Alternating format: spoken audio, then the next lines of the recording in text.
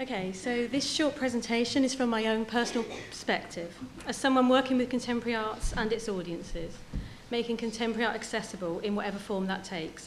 So my view is from someone from the outside, effectively looking in and around. And so to prepare for this today took ages, days, I think because of the question itself, which has come up. It speaks of many things, of visibility, of language, and of power. And I ended up wondering if it was in fact the right question for 2015. To define yourself as an artist in the first place is to take a position on the margins. And for many it is hard enough to just call yourself an artist anyway, to own that term in its own right. And this position is automatically taken or assumed as a white male position. And that's why, for many other reasons, but it's one of a main reason of why we've had to attach other labels of classification to the word artist over the years, be that woman, black, disabled artist. The term male, able-bodied, heterosexual artist is not required, it is assumed.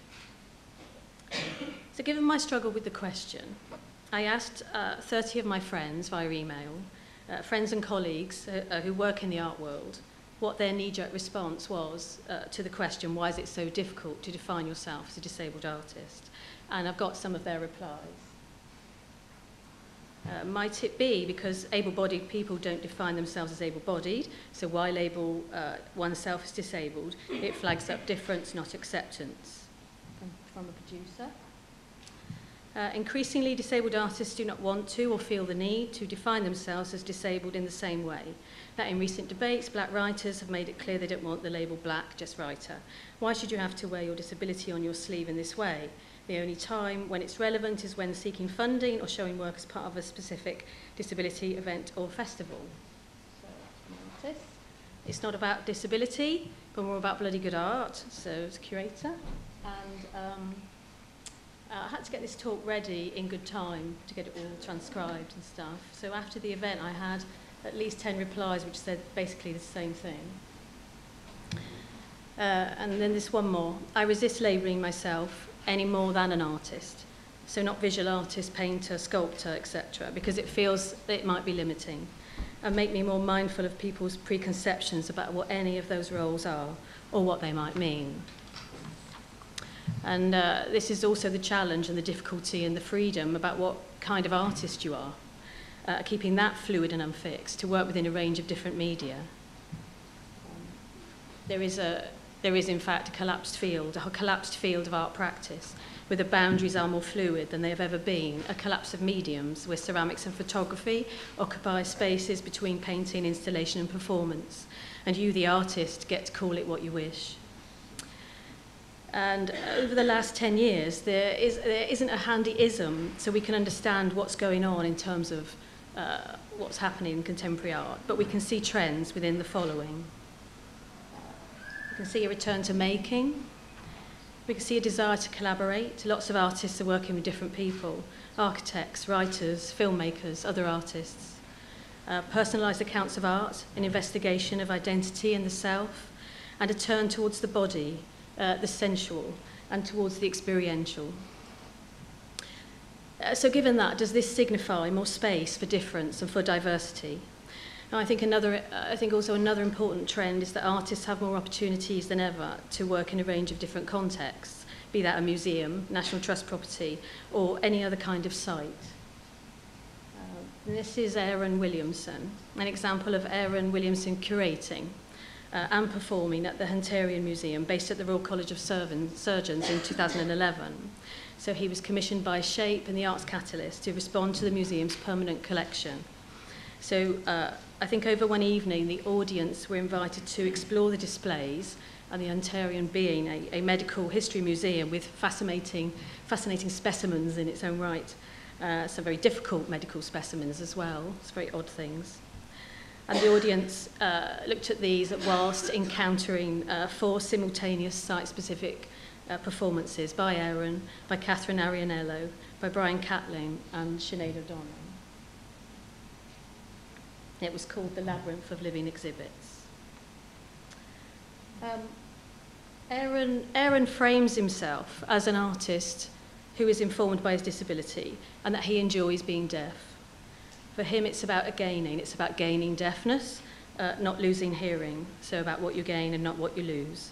So here he positions himself as an object, messing with the subject-object criteria, something as, through the glass, a specimen to be looked at.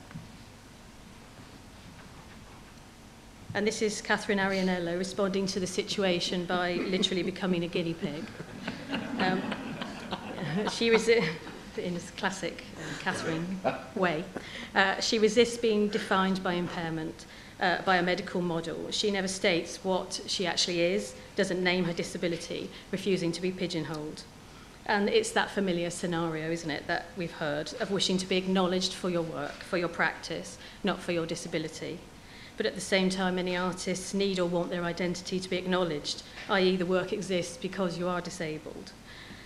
I want to believe that we are working now in a place, in 2015, where self-definition is commonplace and available, that art practice is acknowledged because it is driven by difference, and that this is celebrated because it's so bloody interesting. Work like this. So just a few examples. So this is the fibre art of Judith Scott, great example of someone being discovered, acknowledged and labelled as an outsider artist, an artist who had no formal training. She created over 200 works in 18 years, some of them 9 foot long, and made by wrapping yarn or wool obsessively around objects and found materials. So like she picked up a set of keys, just wrapped it, you know, so that's those keys gone forever. Her work is currently on show at Brooklyn Museum in New York. A few examples. So Matthew Higgs, director of White Columns in New York, saying one of the most important bodies of work, insider or outsider, produced anywhere and under any circumstances in the past 20 years. This is the work, the fetish-like ceramic figures of Japanese artist Shinichi Sawada, diagnosed as autistic. He lives in an institute for the mentally disabled in Japan and makes these works in a small cabin in the woods. And saw these a few years ago at the last Venice Biennale. And here are some stills, beautiful and compelling stills from Sue Austin's freewheeling art practice, labelled Creating the Spectacle.